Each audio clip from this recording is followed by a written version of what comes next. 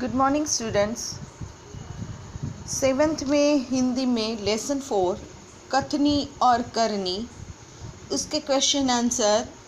First question MCQ का, जिसमें first है मनुष्य स्वयं को क्या समझता है। उसमें ए गुणों की खान।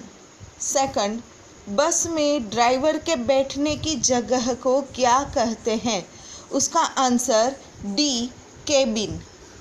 थर्ड, मकान मालिक कितने महीने का किराया लेने आया था। आंसर है ए 4। फोर्थ, बिजली का बिल जमा कराने गए सज्जन का पोता कितने वर्ष का था। बी 8।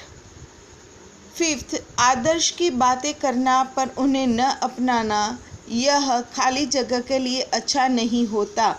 उसमें आंसर है आचरण, डी। सो एमसीक्यू के फर्स्ट क्वेश्चन के आंसर रहेंगे A D, A B D.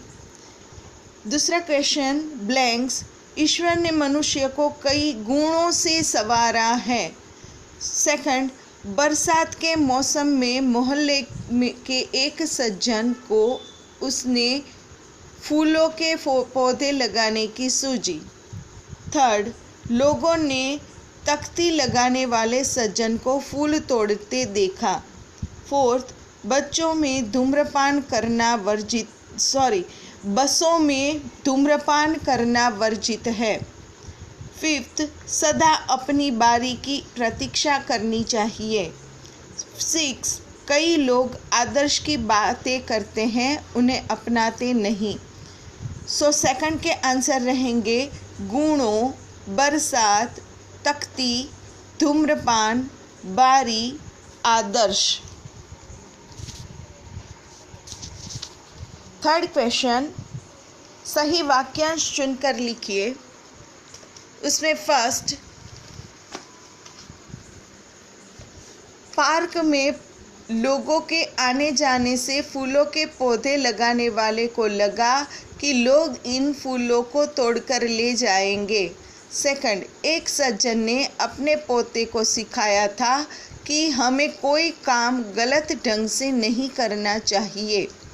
Third, बसों में लिखा होता है धूम्रपान करना वर्जित है। सो थर्ड के आंसर रहेंगे अ, ब, क।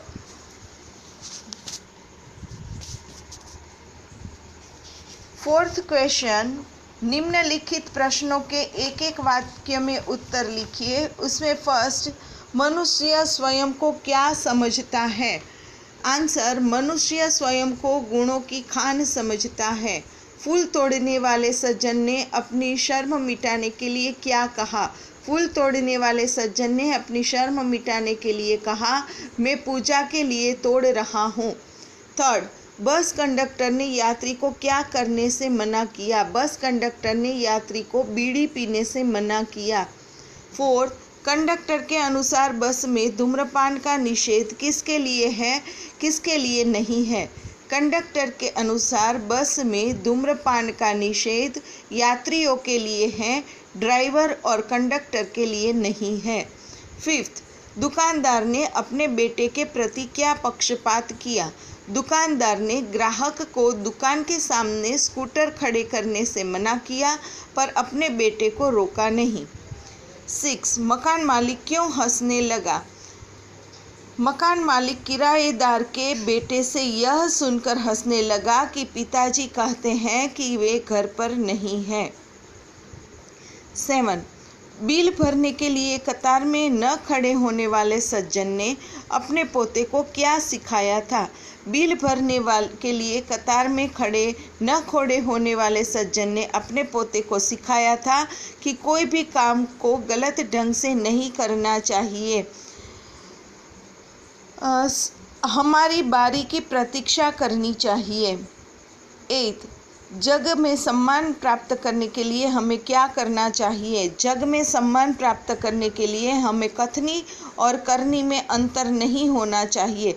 कथनी और करनी एक समान होनी चाहिए।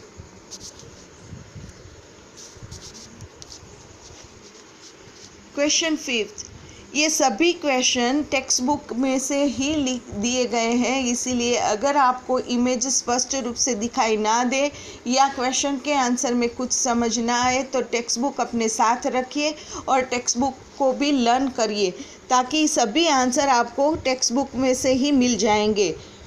तो टेक्स्ट बुक ध्यान रख से पढ़िए और उसको लिखने के टाइम साथ में रखिए।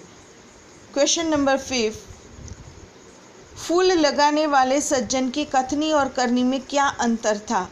फूल लगाने वाले सज्जन ने पार्क में एक तख्ती टांग रखी थी जिसमें लिखा था फूल तोड़ना मना है। तख्ती के कारण पार्क में आने वाले लोग लिखी गई सूचना का पालन करते थे। एक दिन सुबह कुछ लोगों ने तख्ती लगाने वाले सज्जन को पार्क में से फूल तोड़ते हुए देखा। इस तरह सज्जन की कथनी और करनी में अंतर था। सेकंड, बस कंडक्टर के व्यवहार में उसकी कथनी और करनी का भेद किस प्रकार प्रकट हुआ? बस में एक यात्री बीड़ी जलाकर पीता है तब कंडक्टर बस में लिखी हुई सूचना की ओर इशारा करते हुए यात्री को समझाता है कि बस में धूम्रपान करना मना है। लेकिन कुछ देर बाद कंडक्टर ड्राइवर की केबिन में जाकर सिगरेट जलाई और दोनों पीने लगे। इस प्रकार कंडक्टर की कथनी और करनी में अंतर था। थर्ड, दुकानदार की कथनी और करनी की पोल कैसे खुल गई? एक व्यक्ति एक दुकान के सामने अपना स्कूटर खड़ा करके दुकान में कुछ सामान खरीदना चाहता था। दुकानदार ने उस व्यक्ति को दुकान के सामने स्कूटर पार्क करने से मना कर दिया और सड़क के सामने पार्किंग की जगह पर पार्क करवाया। उसी समय दुकानदार का बेटा आया और दुकान के सामने स्कूटर पार्क करके दुकान के अंदर आया। दुकानदार ने उसे कुछ नहीं कहा। इस तरह दुकानदार की कथनी और करनी की पोल खुल गई। 4, किराएदार को शर्मिंदा क्यों होना पड़ा? किराएदार अपने घर में एक मित्र से बात कर रहा था। उसी समय मकान मालिक 4 माह की बाकी किराया लेने आया। किराएदार ने उसे खिड़की से देखा और अपने बेटे को समझाकर बाहर भेजा। पिताजी ने कहा है कि पिताजी घर पर नहीं है। बेटे की यह बात सुनकर मकान मालिक हंसने लगा और किराएदार का मित्र भी मुस्कुराया। तब किराएदार शर्मिंदा हो गया। 5, धूम्रपान का निषेध है कहाँ कहाँ और क्यों लिखा होता है? बस में, अस्पतालों में, सिनेमा घर में, पेट्रोल पंप में, पुस्तकालयों में आदि जगह पर लिखा होता है क्योंकि उसी जगह पर लोगों का आना जाना ज़्यादा रहता है। धूम्रपान सेहत के लिए हानिकारक है, इसलिए उसी जगह पर धूम्रपान निषेध है ऐसा लिखा होता है। 6, लोग कहाँ कहाँ कतार में खड़े रहते हैं? लोग ट्रेन, सर्कस, प्रदर्शनी और सिनेमा घर की टिकट के लिए, लाइट बिल या टेलीफोन बिल के लिए, बड़े शहरों में मॉल में से किसी खरीदी करके उसे पैसों की भरपाई करने के लिए कतार लगती है।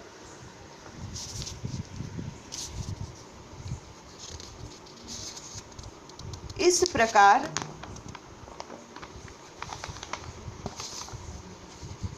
अपनी आवश्यकता के अनुसार अलग अलग स्थानों पर लोग कतार में खड़े रहते हैं।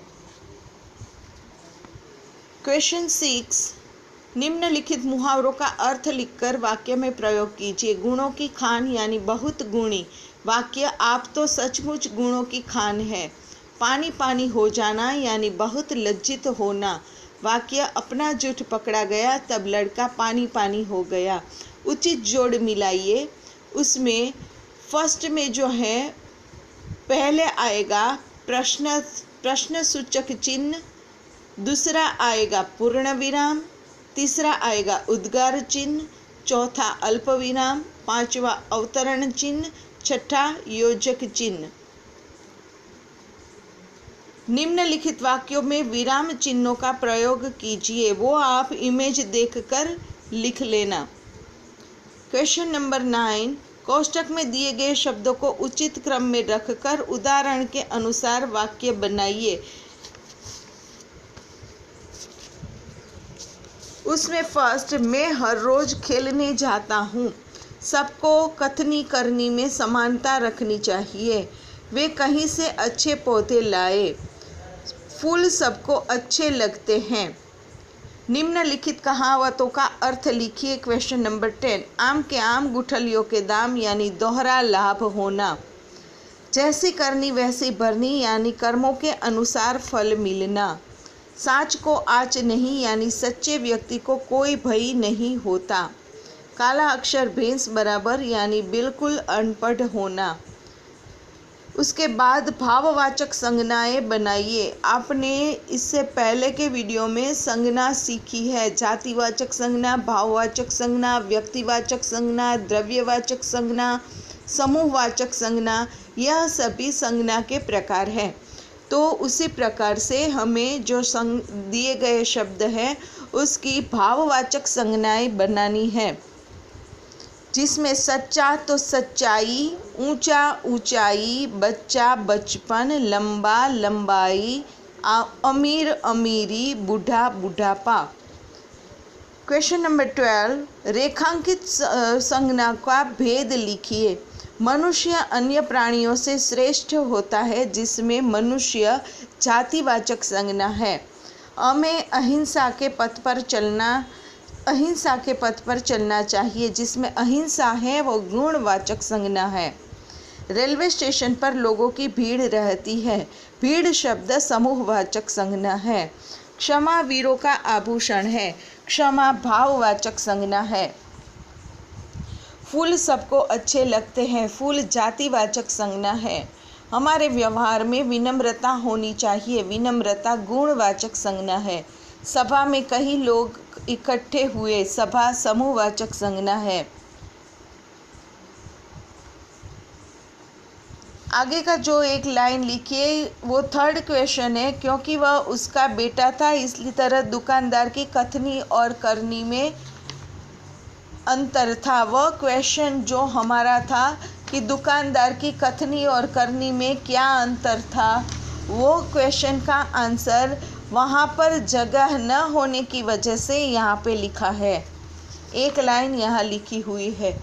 यहाँ हमारा फोर्थ लेसन कथनी और करनी पूर्ण होता है। हमारा अभी तक का 1 से 4 लेसन कंप्लीट हो गए, जिसमें आपने ग्रामर में संज्ञाएं भी सीखी। तो ये सभी 4 लेसन जो आपका है वो आपको ध्यान से लर्न करना है और सभी वर्क बुक में अच्छी हैंडराइटिंग करके लिखना है और लर्न करते रहना है, क्योंकि आपकी एग्ज़ाम आए तो आपको इसमें से आप लिख सकते हो। Thank you.